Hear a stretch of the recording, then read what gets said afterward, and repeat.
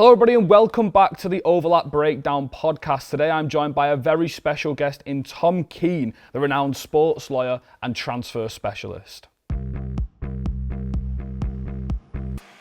First of all, good morning Tom, it's a pleasure to have you on the show. How are you doing this morning? Very good, thank you. Yeah. So just going to jump right into it. Obviously I want you to speak about sort of your line of work, how you got into it, where your interest in this sort of avenue of football really kick-started for you. Yeah. So I'm a partner and head of sport at Brandsmiths. So Brandsmiths is a boutique law firm. We act for some of the world's biggest brands across a range of sectors in areas such as commercial, disputes, brand protection. But one of our really big sectors and areas of law is sport. So I head up our sports team, which has grown significantly over the last few years and it's going really well. Our sports clients range from associations to football clubs, agents, players and also brands. So that can be like the FA, Man Utd, Everton, YMU, Umbro. And we do a range of work for those organisations. One area that we've become particularly renowned for is our work around transfers. We advise on a lot of transfers.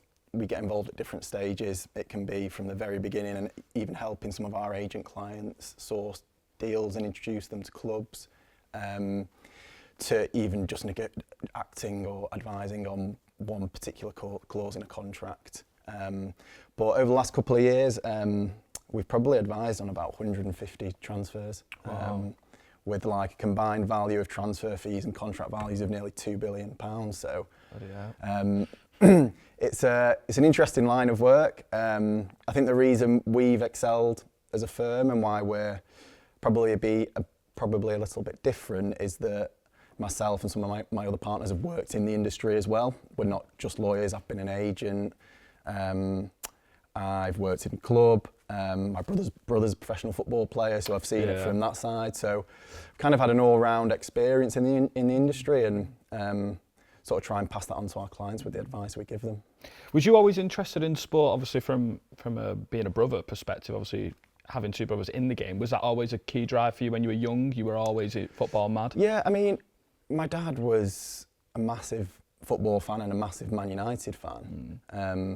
And we grew up in that era, coming through the 90s, watching those amazing teams, and you can see the sign there from Barcelona when they beat Bayern Munich and won the treble. So like they were our memories, and my twin brothers, Michael and Will, they became professionals at Man Utd, but I remember they were probably like they'd started playing for their junior team, maybe like 6 or 7. And I remember saying to my dad, they're going to be professional footballers. Like they were just exceptional. Yeah. Like I'd been a good footballer, but like I went to watch them and they stood out. And so the journey really started there. Yeah. They continued to progress. We supported them. Like it was great to go and watch them really and see them doing so well. And then they joined the academy at Manchester United at they've been trying to sign them since they were about age 7. My dad was a bit sceptical. Yeah. He wanted them to enjoy their football. But when they got to about age 10, the academy said to my dad, this is the bit where if they don't come soon, they're going to start missing too much development.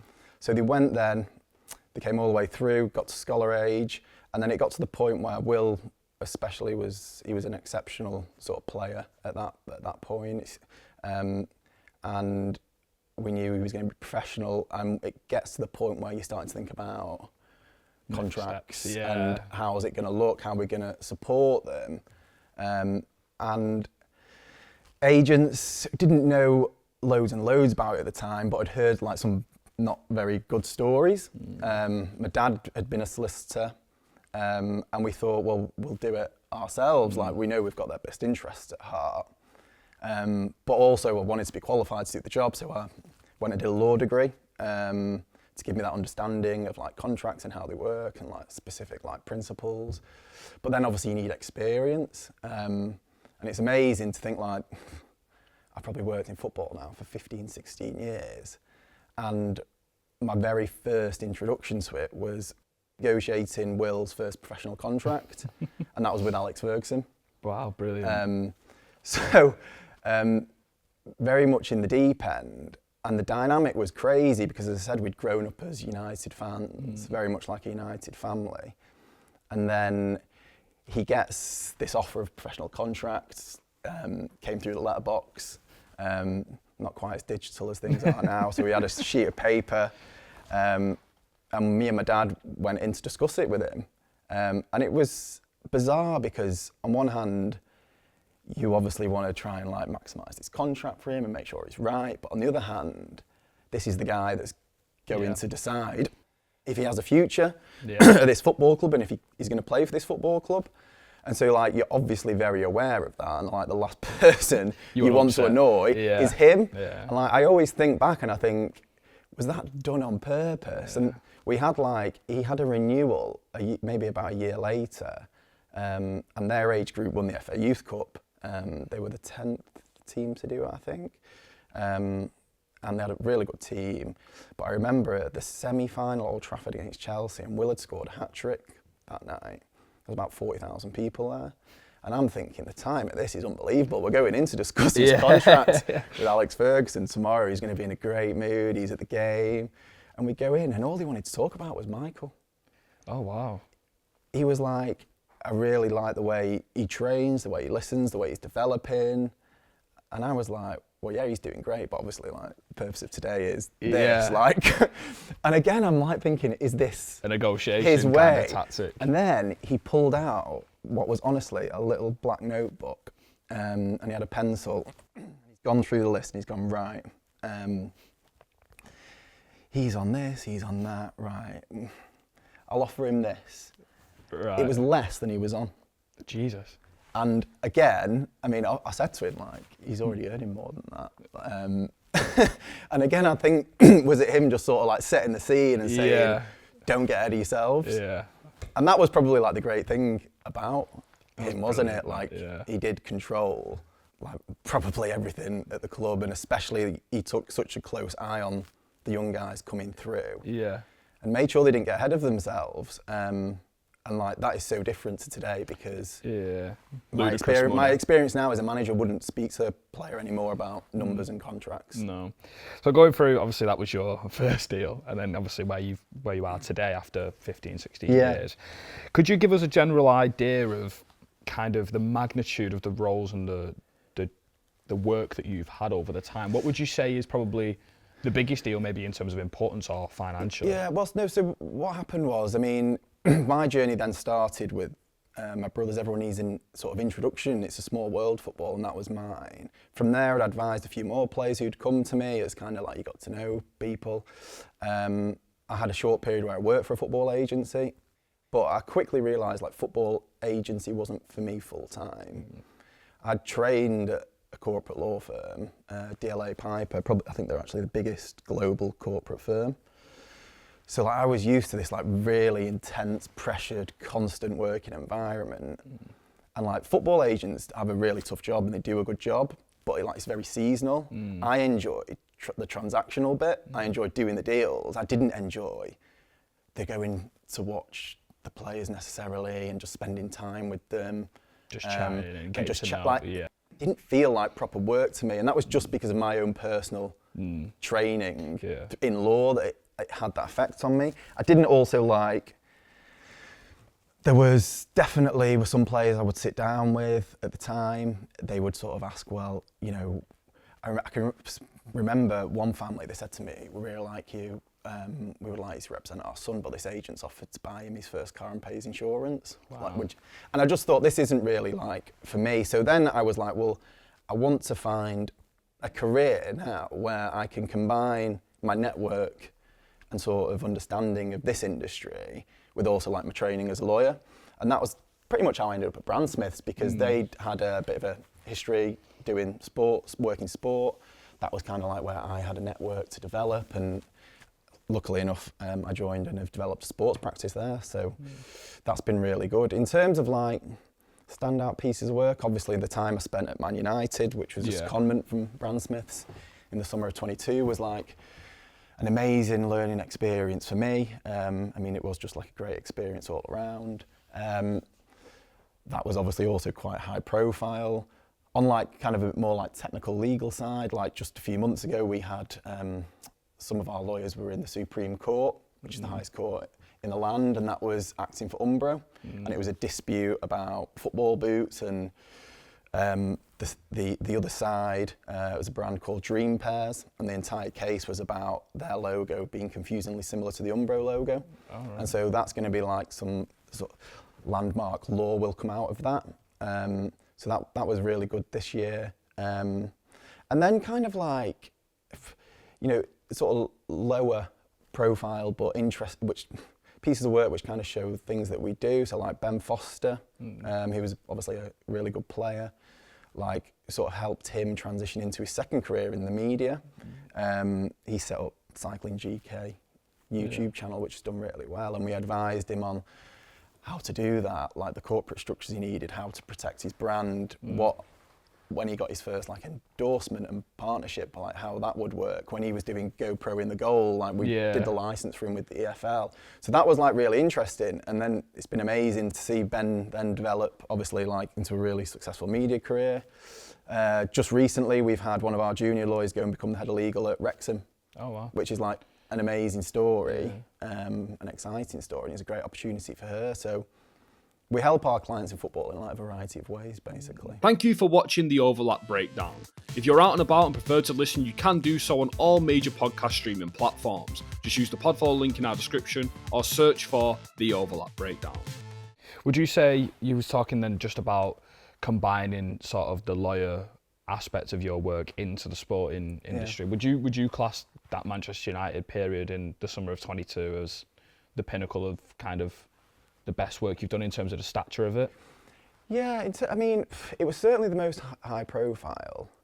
It was, you know, in terms of like how it actually came about, it was interesting. So, I mean, it came completely out of the blue for me. And like opportunities often do, don't they? Yeah. So I think for a long time, Ed Woodward obviously sort of had control of like the ultimate football operation. And he'd worked very closely with a guy called Matt Judge, and he negotiated a lot of the transfers. So Ed had handed in his notice or resigned, I can't remember how it worked, but he was leaving. That was early 2022. And then Matt quickly followed. And the club was coming up to a transfer window where they basically needed to rebuild, because I remember the squad they'd struggled at the end of that season. 21, I think it was when Ralph Rangnick had come in. Yeah. And I think they ended up with like the lowest Premier League points tally. There was also a lot of players out of contract.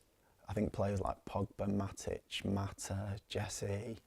There was a lot of work to do. There was a lot of work to do. And I'd had a relationship with the club for like 20 years, starting with Michael and Will, but then developing into working with other players, and then developing into, I had clients who'd like done commercial partnerships with the club, so I knew the club. And I got a phone call basically mid-May saying we need help, we need support, can you come and do it? And obviously I jumped at the chance, but I literally started 2 weeks later. Yeah, obviously it was, for people who don't know, it was the most money ever spent in a single transfer window in Manchester United's history, which is, to have your name on that is incredible. In terms of the negotiation side, how big of a challenge was it?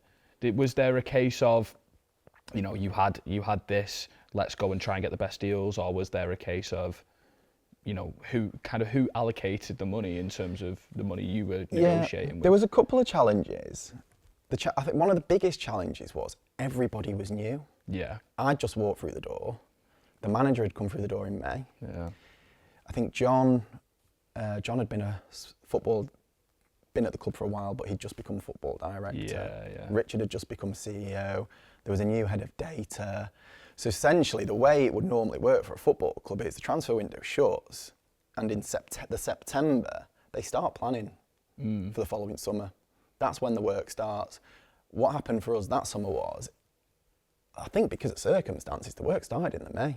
Yeah. So it felt like we did a year's work in 12 to 16 weeks. And I mean, I literally lived at the training ground. Didn't see my family for that period of time at all, which was like fine. That's what I knew I was getting myself into, and it was part of the experience. It was what it was. But like that was a big challenge. There was a lot of players to replace. And then in terms of like actually the budget side of it, you know, the finance department had oversight of everything that was going on. To ensure that the club was remaining compliant with its PSR obligations and what it needed to do. And then in terms of the negotiations, the process was really detailed, like it had to be, because you know, obviously, it's big sums of money. So the stakes are high.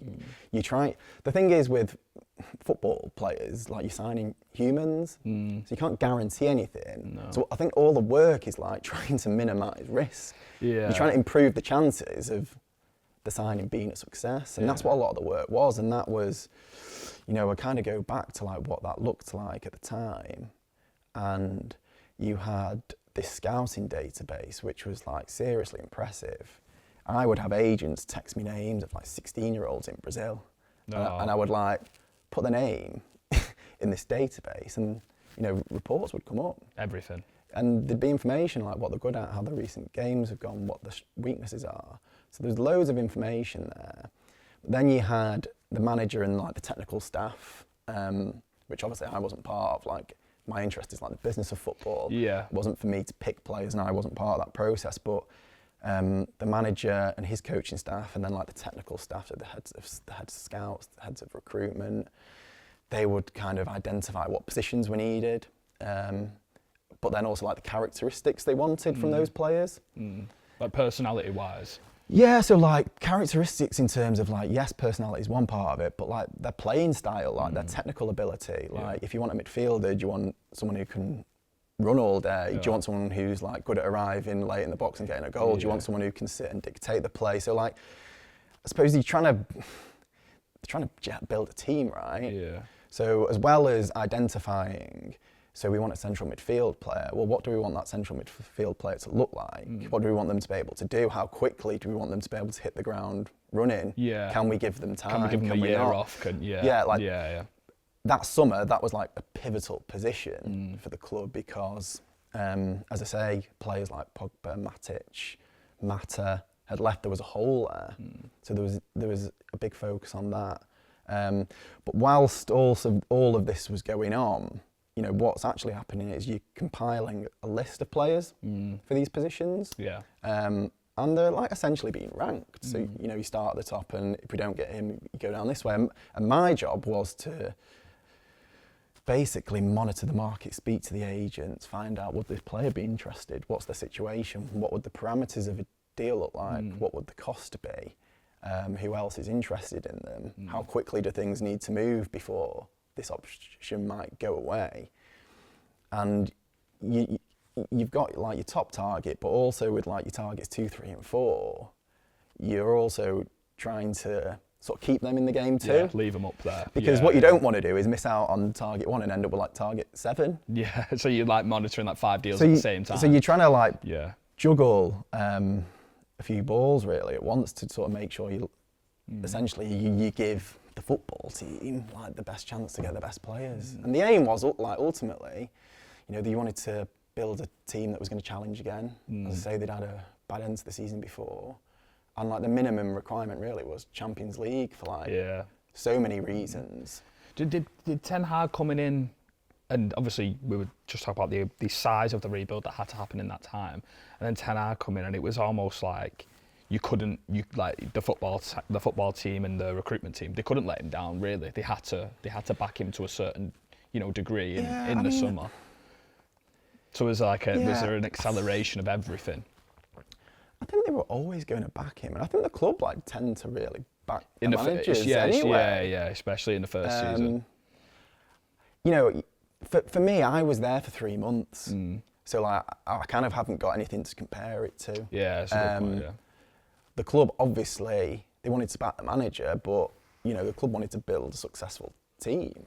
And that was the focus, really. Like, everyone was pulling the same direction. And, you know, there was, like, one of my kind of, like, main sort of memories of my time there was actually like the people I worked with. There was so many impressive, talented people, and it was like a massive team effort. It had to be, because as I say, we were doing so much work in such a short period of time.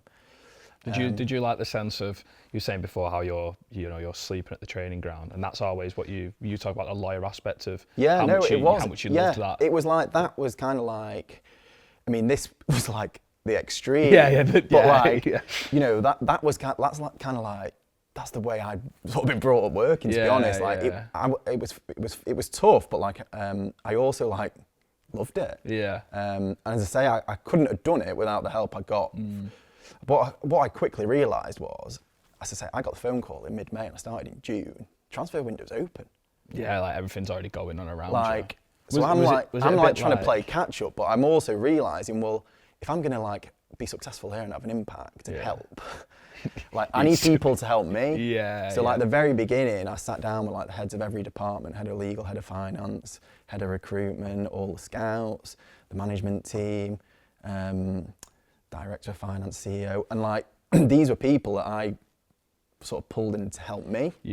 And I think that was like a bit of a change. I remember like a lot of the staff were, I think they quite enjoyed that I worked in that way, because I think previously it felt a bit removed. So it's like going from a bit more like relaxed to a bit more like, right, come on now. In kind of all in it together. So so that's how it was, and like ultimately there was a lot of work to do. You completed 22 deals across 9 different leagues in terms of, you know, deals and obviously contracts itself.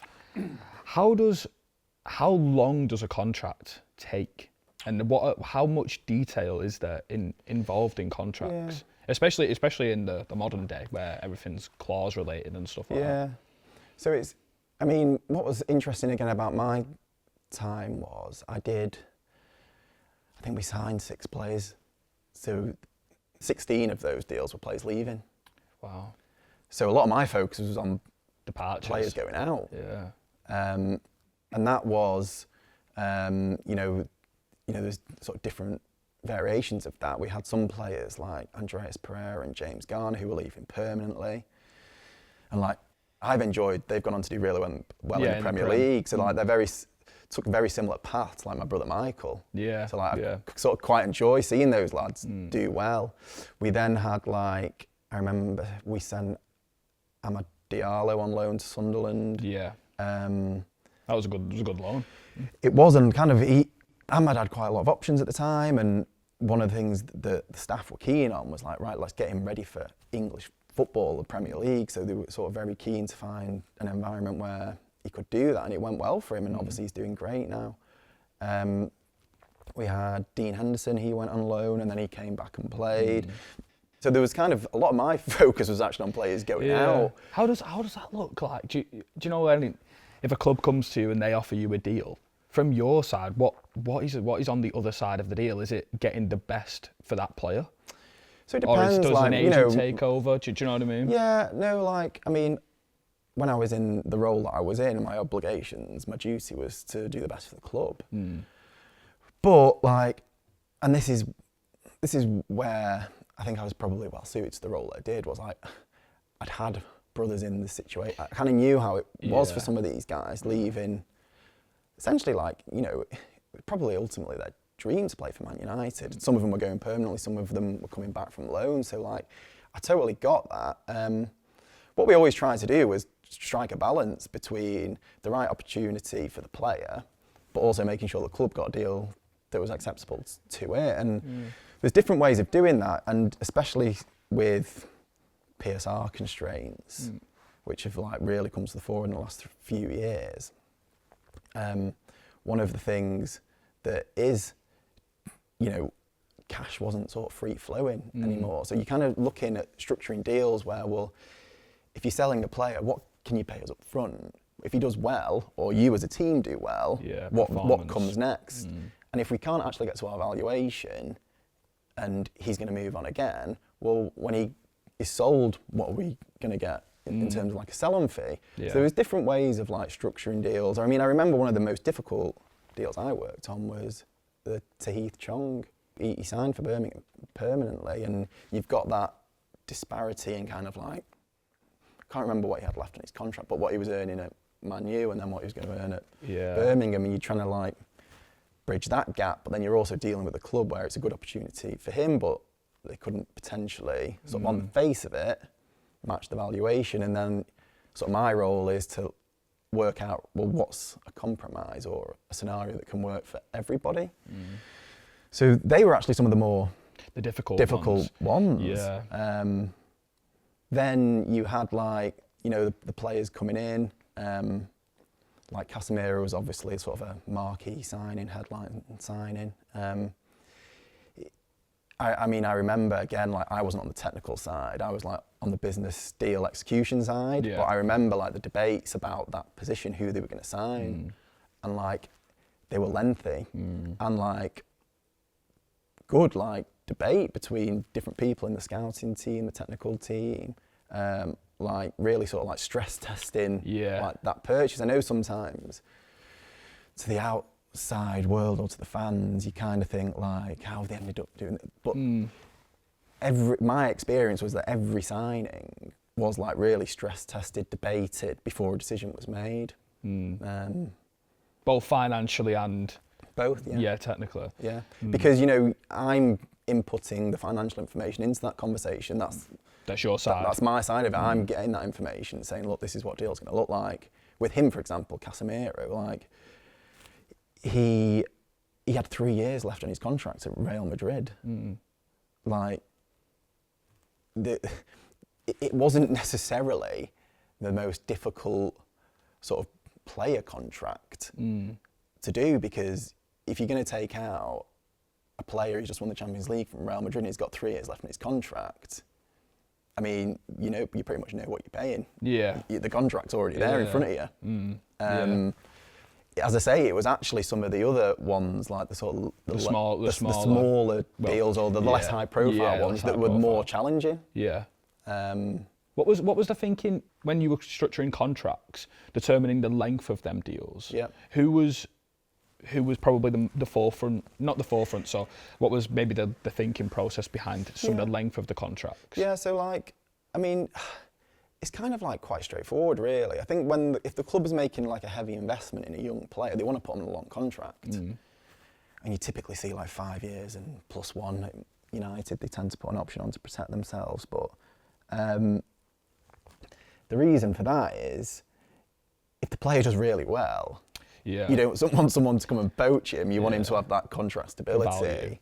And also, if they don't do quite as well, well, you would like to think that if you invested a lot in him, he's still going to have a value. So it's worth having them on a long contract. Obviously, the older players they tend to get shorter contracts, but sometimes like contractual situation dictates it. You know, as I said, like with the Casemiro one, he already had 3 years left in his contract at Real Madrid. Yeah.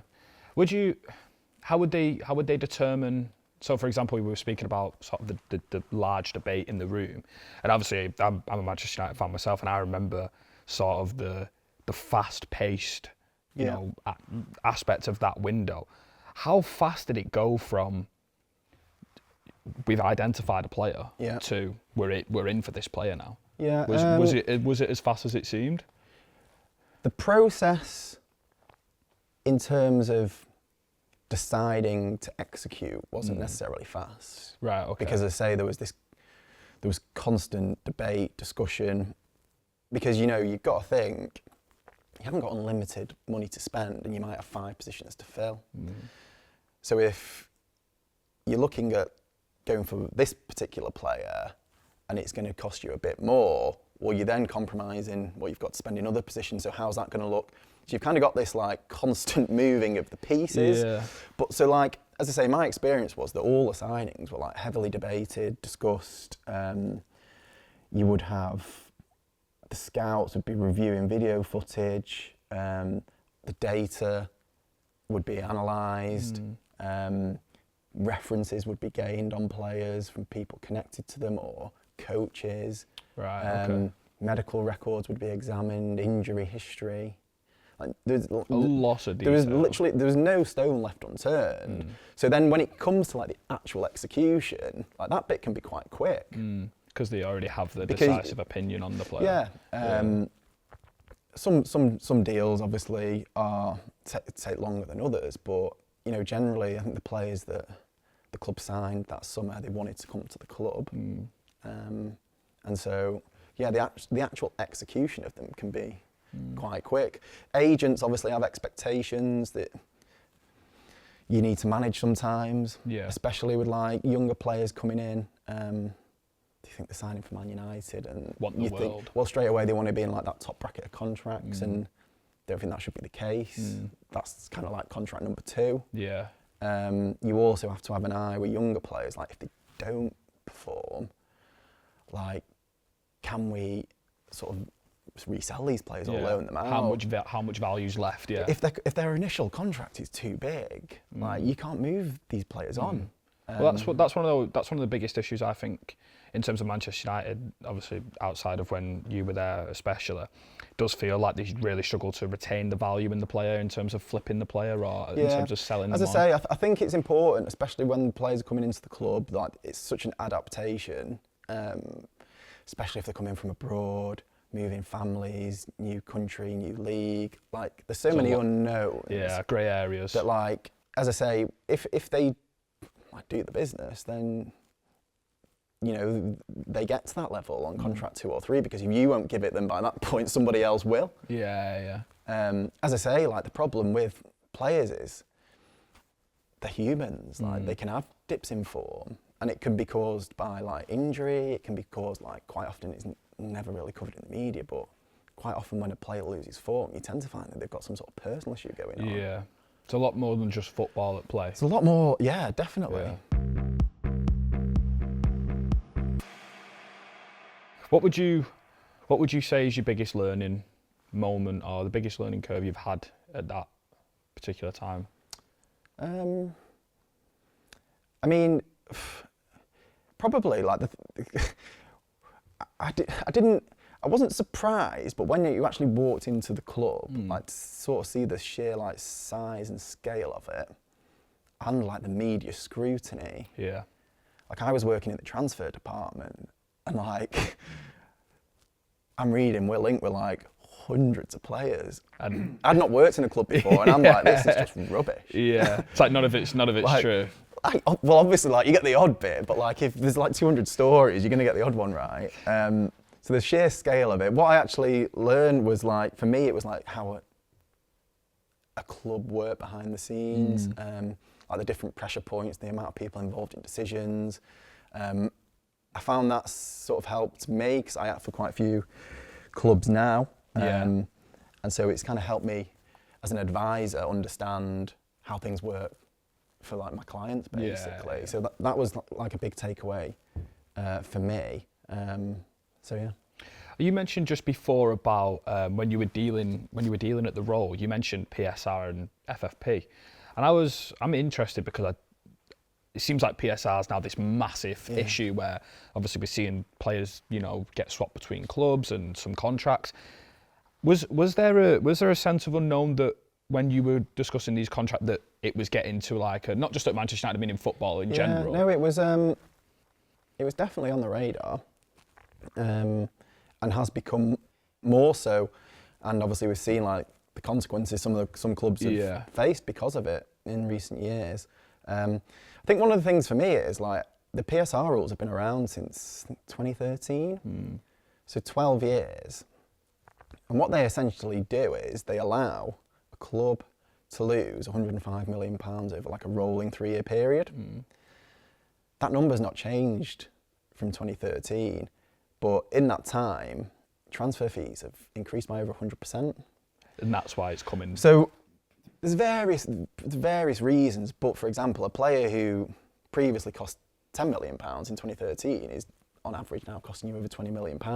So I think what clubs are finding is these rules are biting like more than they used to. Well, yeah, they're not taking into account the inflation of the transfer fees. And maybe they shouldn't, because ultimately the rules are there to make sure clubs stay financially sustainable. Yeah. But I think that's part of the reason they now seem to like buy it. That's why they've sort of come to the forefront. You also have like there's definitely like some unintended consequences or consequences that aren't great. it definitely seems to make it harder for like challenger clubs. Yeah. So you've seen the likes of Everton and Aston Villa, Newcastle, like invest a lot try to invest a lot, but then if they don't get success quite quickly, they're like in a poor PSR position, and then you're having to offload players, and like you need the investment, but then you kind of need the immediate results to like enable you to keep going. Yeah. So that's tricky, and then you've kind of got this. You touched on it, the issue with like the homegrown players being sold to other clubs. Yeah, it's more beneficial to move them on. What's your opinion on that? Is that it's not healthy for the game, really? I don't think it's what any fan wants to see, because like I think you grow up supporting a team, and like your dream as a lad is to play for your team, but then you don't do that. Then it's like you want to see someone who was like you can relate to doing it. Yeah. And like I saw it with it was only the other week. Newcastle won the Carabao Cup, and Elliot Anderson was in the crowd. Yeah, because he'd been sold to Forest. Yeah. And like it's a bit sad to see, really. Like he probably would have played. He's a really good player. Yeah. I remember at the time, I don't think Eddie Howe wanted to sell him from what he said in the press. Yeah. But the way the rules were meant that I think he was sold for like £35 million. So because he's an academy player, he had no underlying cost to the club. Right. So when they sell him, that £35 million or whatever the exact number was is like banked as a profit on the PSR sort of balance sheet. Yeah. If you'd bought a player for £30 million and then you'd sold him a couple of years later for whatever it would be, you kind of only bank in like that little bit of profit that sits on top. Yeah. So it's more valuable to sell the homegrown players, which is it's a bit of a shame. But well, I'm seeing obviously Manchester United in terms of when the new ownership have come in. Obviously Scott McTominay went to Napoli, and that was 100% profit on the PSR dealings. Yeah. Marcus Rashford's obviously out on loan, got an option. I think there's reports about maybe like Garnacho or Mainu maybe leaving, and obviously it is becoming a sort of thing. And then like what Forest did, where they purposely overspent on PSR to get the quality in, and then stay up and know that the points deduction that they'll get, they've already made that up in their performance on the pitch, which I think's it's mental to say. Yeah, that was quite unique, really, because I mean, it's one thing staying in the league, it's another like for the top clubs.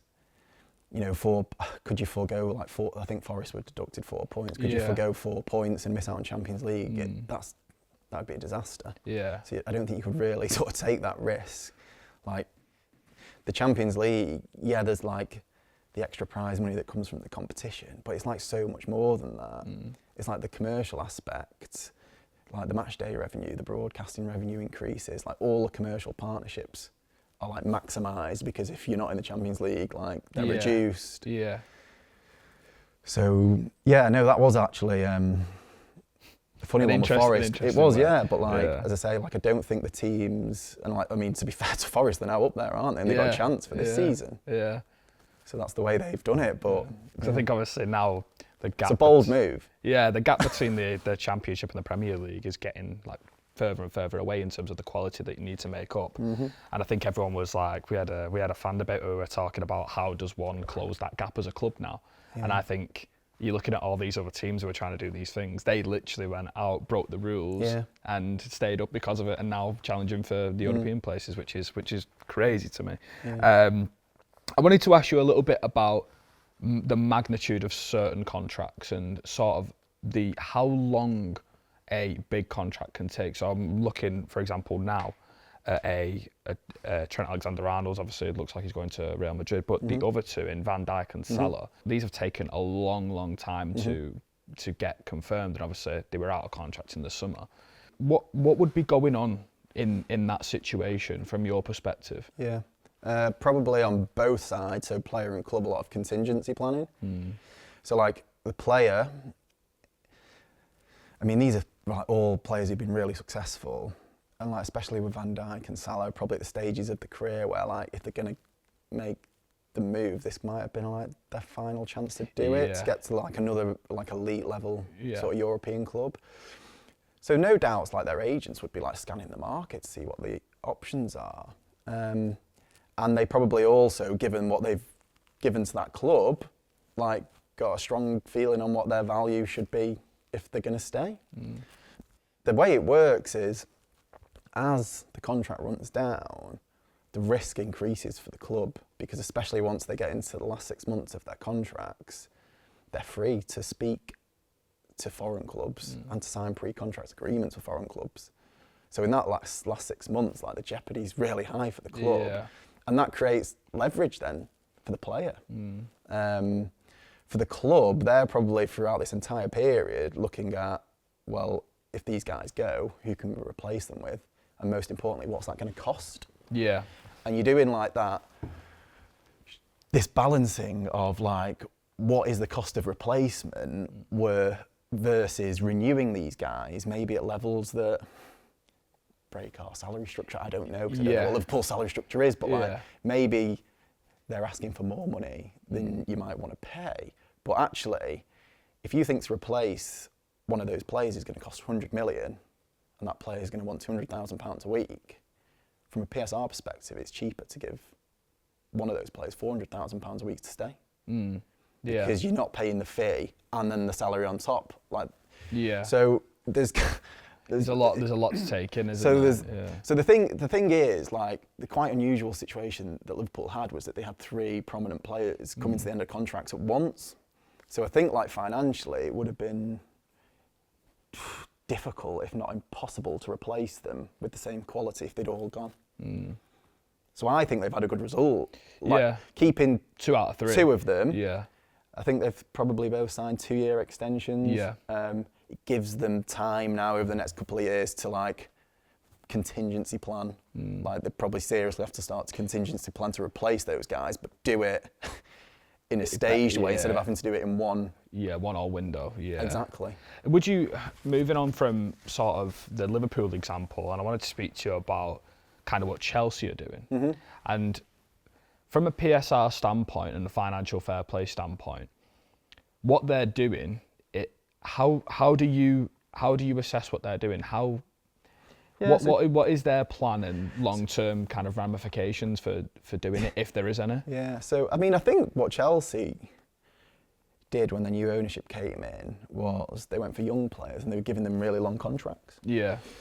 Like 7-8 years, I think. Like, loads of players got contracts that length. And the reason they were giving long contracts was because essentially the way the PSR rules work is that when you pay a transfer fee, on your accounts, it's spread over the length of the player's contract. So it's like if you're buying an asset. So if you bought a player for 80 million and you gave them an 8-year contract, then on the PSR accounts, it would be accounted for 10 million a year for 8 years. So they were given long contracts because it was spreading out the period of time that their transfer fees were booked on their accounts, which lowered their annual spend, which meant they could do more business. Yeah. And also, I think, like, one of the strategies they've spoken about is they have also gone for younger players because, again, they don't quite command, like, the salaries that, like, the established ready-made players do. So I think they're also trying to bring down, like, their average annual salaries as well. So it kind of makes sense. The issue, like, the flip side is, well, one is that UEFA and the Premier League responded and they've now changed those rules. So the maximum period of time you can, like, amortise a contract is 5 years. But they've already, like, had a head start because the contracts they'd done are still in the accounts as they were. You then have the issue of, well, if these guys don't do the business, if they don't perform, they're on 8-year contracts. Could they get to a point where if, let's say, for example, they've signed 15 players on 7 or 8 year contracts, in the next 6 years, could they be in a point where they can't spend for 2 years? Or would their salary or their I mean, it would entirely, it would depend on loads of things. It would depend on how they sort of managed it. You know, I'm sure, like, Chelsea will move players on. They've actually always been quite good at selling players for profits, which gives them more headroom.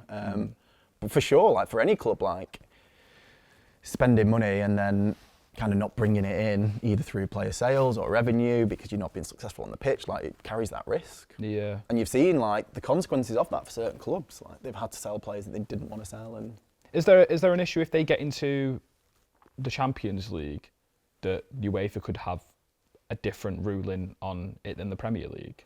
No, I mean the rules are pretty much aligned. Pretty much, yeah. The main benefit really of the Champions League, I mean obviously it's like the best sort of club competition, but it's like, as I say, like the finances connected to it. It would put them in a healthier position really because of that. Over the last 15 years and kind of the era that you've worked in football and how it's changed, what's been the thing that's changed the most for you, and what's made your job harder over the last 16 years? What's the biggest difference? Yeah, I suppose like going back to what we spoke about at the start, like my first experience of negotiating a contract was with Alex Ferguson, the manager. Yeah, but you wouldn't have that now. Like that just wouldn't. I mean, my experience, I can't remember speaking to a manager about numbers on a contract for years. Wow. And now you're dealing with so many people at football clubs. Yeah, yeah. So you know, you're not. If you're acting for an agent or you are an agent, you've kind of got. You've got to convince more people about a signing to get it over the line. You've got sporting directors, CEOs tend to be involved, owners seem to be getting involved. You've got like technical directors. So like the personnel involved in deals has changed. Some of like the principles of deals have very much stayed the same. Like if you know, players who've got less amount of time on their contracts tend to be cheaper to move on. Players who are free, like they're never truly free. Like when a football club signs a player for a free transfer, you basically end up with like three parties benefiting. The player always gets an enhancement on his salary normally. The agent always gets an uplifting commission, and the club will have a saving, but probably never truly free. Is it nowhere near as, because obviously it's always put on like Sky Sports, for example, it's always like free. It's nowhere near free, is it? So like for example, like a Trent Alexander-Arnold deal, if he goes to Madrid, or an Mbappe deal to Madrid, people always say like, great business. So the loser there is the club losing the player. So the loser is, with the Trent one, it's Liverpool. Yeah. But like, I have no doubts Trent will be getting a very nice salary, signing on bonus, whatever, because, you know, I don't know what he'd be worth in the market, but it'd be a lot. Yeah. I'm sure his agent will be rewarded for that too. And like Madrid, whatever they pay them in enhancements won't probably equate to what they would have had to pay Liverpool to buy him if he had 3 years left in his contract. Yeah. So those three parties win, and it's the club that you're leaving is that loses. But like, you know, that's the nature of football and the nature of football contracts. They're for a set period of time. They're fixed term contracts, and whilst the player's contracted, really, like, club holds the cards. Yeah.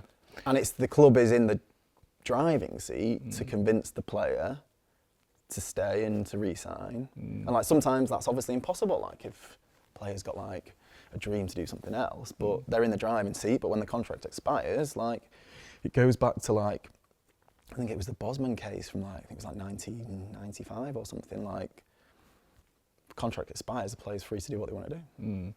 You just mentioned it a little bit there, but how, from the standpoint of where you're negotiating contracts, especially, and it probably linked back to your work at United, it's more or less how much noise outside of, you know, the meeting between you or the player or the player's agents and stuff, how much noise is there on social media, and how negatively or positively does that affect that player and the way you can go about your business?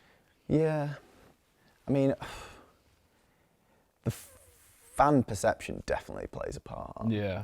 Not in every transfer, but there are certain transfers that, for one reason or another, can like capture the imagination of fans, maybe in like the wrong way, like, and it does influence transfers. It definitely does. I can like think of one that, as a firm, we'll be involved in this summer, and there's definitely been an angle of we're in the position we're in because it's been influenced by perception. Wow. And like what social media has done, it's given like a bigger platform, hasn't it, for the fans, which is like probably a good thing to an extent. So yeah, like it definitely can play a part. Well, I would never think that.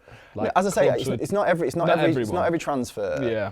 But there are certain transfers that, for one reason or another, might carry like an aspect of like risk, and it can definitely influence it. Yeah. Would you say kind of the free thing that we spoke about? Do you think that's going to become? I think free transfers are like it feels like there's a lot more now. Feels like there's a lot more. Oh, he's coming to an end of his contract. Yeah. I mean, as I say, like free transfers have been a thing for a long time, but mainly, I mean, the biggest influence on the transfer market at the moment is PSR and FFP. Clubs are moving players that necessarily, in some circumstances, they wouldn't want to move ordinarily, and clubs are also, because they might be sort of tight in terms of compliance, looking at players who are coming out of contract, or probably speaking to agents early, saying, you know, if he doesn't re-sign, we'll be interested next year. Yeah. Well, is there if a player's lost who's homegrown? Obviously, we're talking about 100% profit on the PSR. If a player is homegrown and then lost in the market for a free, that doesn't equate to anything on PSR, does it? Because there's no resale value. Sorry, how? So if you've got a player who's been, like for example, Trent, Yeah. Liverpool losing Trent, Yeah. they won't get a percentage profit on their PSR, will they? Well, no, they get nothing. Because they get nothing. They just get nothing. Wow. So I reckon that's. So I mean, what what they will do is, don't know what Trent's like annual salary is, but that will obviously fall off next year. Yeah. So they'll have that sort of freed up to go and spend on someone else, but they won't actually. I mean, they receive no income for him. Yeah. As a transfer fee. Because I think that's such a risky thing to do as a player, especially when you're like a Liverpool lad, for example, and it's like you're earning the club nothing. Obviously, you were bought for nothing, or you were just grown for nothing. Yeah, I think my experience with players is I've worked with a lot of players where they don't like their contracts running down. No. Like, because their contracts give them security, and especially if they've got families, young families, or like the unknown, like an injury in training tomorrow and everything changes. Yeah. My experience is that like players actually don't like running their contracts down, but there definitely seems to be more of a willingness to do it. Yeah. Especially for the superstars, you know. Maybe that's because of the level that they earn at. Yeah. I mean, there's also like more, because it has become more prominent, I know there's now like insurance policies out there for players. Right, okay. Which didn't exist previously, where if they're coming out of contract, they can insure their earnings for the following year in case disaster happens and they get injured. Right, okay. So that might be influencing players to like take more of of a risk with the contracts. Yeah, for sure. In terms of negotiating contracts, I really want to ask you kind of the structuring of deals and when it comes to clauses in the contract. What's like the strangest things you've ever put in a contract? Like how low can it go? Because like obviously you got goal bonuses and stuff, but I can imagine it's a lot more complex than that. Yeah, I mean, like the usual stuff. In terms of like strange, I've never actually come across anything absolutely bizarre. Like things that we do is like we've had players like move to countries where, for example, we had a couple of experiences with players who'd gone to Turkey, and once they'd kind of fallen out of favour, they've sort of banished away from the first team, and like, you know, essentially the clubs are trying to make them walk away from the contracts. So like when we deal with like territories like that, we always make sure like the player protection clauses are enhanced. Yeah. And we'd be like, for the period of time he's under contract, he has to train with the first team. He can't be sent to train with the reserves. You can't ban him from your training ground. So we look at that. We've done a few deals into Saudi, which is obviously like a new market. And so we were quite like, on a few of them, I mean, our experience, to be fair, of like the Saudi deals and the clubs, it's been really good, but we always make sure there's protections for players around like medical insurance, like what happens if they're injured, what's the effects on the contract. An interesting contract I did recently that I worked on was Jesse Lingard's in Korea. Yeah. Because really good contract for Jesse. Had a football element to it, but a big commercial element to it. So part of that was Jesse would be paid his football salary, but because of his sort of name and what he could bring to the club, there was a percentage of ticket sales merchandise, corporate partnerships. Right, So like okay. this quite complex commercial deal. So like that was part of it, but then like there was this like cultural thing where I saw the draft contracts, and like that aspect of it was dealt with in like 2 lines. Wow. And like we spoke to the club, and like there was very much like, well, like we've discussed it, so like kind of trust us. Yeah. And I was like, yeah, but we don't work like that here. Like Yeah. in Europe, like Yeah, everything has to be like... everything has to be written. Watertight, Yeah, watertight. So like that was like culturally quite interesting. Yeah. And with that contract, we got it into a place we were happy with. So yeah, that was an interesting one. That's brilliant. I wanted to ask you a little bit about image rights, because for someone who doesn't obviously negotiate contracts weekly or monthly, it's as a fan, what is that like? What are the complications? Yeah, so like it's an interesting concept, and it can have a benefit for the player and the club. So for the club, so in like your standard Premier League contract, the club gets the ability to use the player's image in a certain way. It's quite limited. Right. Has to be in a club context, so you've got to be wearing your kit. Right. Or your tracksuit. Yeah. And it cannot give the impression that you're endorsing, the player's endorsing like the club partner. Right. So that's why often you see like 3 or 4 players together promoting club partners and they're in club kit. Right. So there's trying to minimise the risk of there being a confusion that they think like, I don't know, Wayne Rooney's promoting like that brand of beer. Yeah. You'll have 4 of them there, they're in the club kits, and like, so that's kind of what the Premier League contract gives you. Yeah. So for like the bigger clubs whose brands can justify it, so like your traditional bigger 6, and then the players who also are a brand of a certain themselves. stature, and so the image rights contract, what it does is it gives the club greater freedom to use the player's image. Yeah. So they could, like, I've seen ones where the club can use the player's image in a non-club context. Right. So it doesn't have to be like in a branded kit. The club can introduce deals and take a cut of them. So they can introduce deals to the player and then they share them. So it gives the club an opportunity to use the player's image more freely and to like increase like commercial revenue streams because they get more freedom to go and take that player's image out to market and use it than you get in your standard Premier League contract. The benefit for the player is, like in the Premier League, the level these guys are earning at, they're paying like nearly 50% tax on all of their income. Yeah, because of how much because they're how much earning. money it is, yeah. The image rights structures are usually set up, always really set up, where the player would assign his image to a limited company.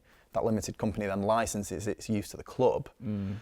So when the club pays the player for use of his image, they pay the company, and then the player will pay corporation tax on that at like 20-25%.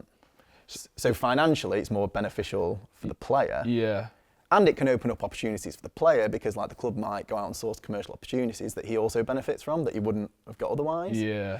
So it's like a two-way thing. It can also be useful for English clubs when they're bringing in international players.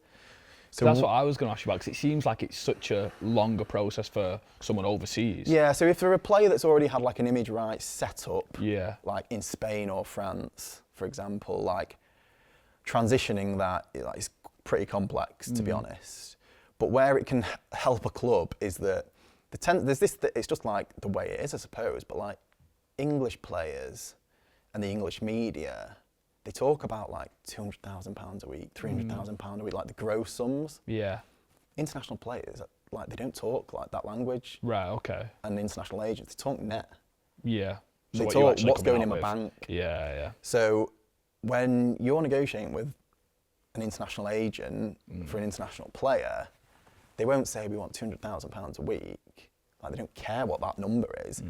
They'll say this is what we want going in the player's bank. Right, okay. So if you have the ability to pay the player partly through an image rights contract, you're bringing down the gross sums that you have to pay them to like meet the net level. Yeah, okay. That makes a lot of sense, because it does feel like, especially with people who have played in Spain, I think it's always Spain. Yeah. It's like when they come over, it's like the deal's done, they're at the training ground. But image rights. It's normally because they would have had if they're coming from like a big club in Spain, they'll have had an image rights set up over there, and it all needs to be like worked out, transitioned. Yeah. Certain deals will be ongoing. Yeah. And then just want to wrap up. What's the proudest deal you've worked on? Maybe not the one with the most stature, but one that for you. Wasn't expecting that question. To be honest, like to be fair, and I'd have to say when my brother Michael signed for Everton. Yeah. That was kind of like the culmination of like years of like hard work from him. Like obviously we as a family supported him. He didn't have an easy journey at all. Like he, as I said before, Will was like absolutely exceptional as a young player, and Mike was like, he was part of that group that won the Youth Cup, but he was like he says it himself, he was probably like the bottom of the group. He didn't get a scholarship. He was one of the only, I think he was the only player who didn't get a scholarship. Wow. So he went and carried on doing his A-levels when he was 17, whilst everyone else was training full time. He would then come and train with the under-16s. Then in his second year, so he's under 18 year, that pre-season, he'd like gone back in and he thought like, I'm like off the level, like I feel like I've got a chance and like I want to try and do this. So he took the decision himself to quit school. My mum and dad got him night tutors so he could carry on his A-levels, and he went into play, train every day with the guys, the under 18s. And I remember it got to like 3 or 4 months in, he wasn't being paid, all the other lads were. And Alex Ferguson noticed it that he was there, and he was like, why are you here every day? Like, I thought you were at school. And he told him like what he'd done, he'd quit, and mum and dad were paying for the night tutors. And he said, give me your dad's number, and he rang him, and he was like, come in, and he was like, right, I'll reimburse you. Wow. And pay for it for the rest of the year. Wow. So he sorted that out. That's brilliant. Like, which is ridiculous. But then Michael was like a gradual improver. Yeah. So like he left United, like that was tough. Like when he left United, he just broke into the first team. He played his first game. After that game, Lou Van Gaal, I remember him telling me, he stood him up in front of the squad and was like, he's the best defender here. And Mike was like, it was really awkward. I was stood next to like Chris Smalling, Phil Jones, like lads who'd played like 100, 200 games, and like I played one. But he was like obviously a very eccentric guy. Yeah. Week later, I get a phone call and Van Gaal wants to sell him. So like, that was tough. It's like the most Van Gaal thing ever, that, isn't it? And then he went to Burnley and had an amazing time, but the first year he had a loan, Premier League, then he played in the Championship, so you're kind of like off the radar a bit. Yeah. Then when they got back in the Premier League, he did really well, broke into the England team, so it was like this gradual progression for him, and then he had loads of interest that summer, and for various reasons he ended up at Everton, but like, that was like, probably because it's obviously like my brother, but it felt like the culmination of like a lifetime's work. Yeah. And so yeah, probably that. Thank you very much for watching. If you did enjoy, please don't forget to like, comment and follow the channel, and don't forget to listen on all podcast streaming platforms, and we'll see you again next week. Thank you.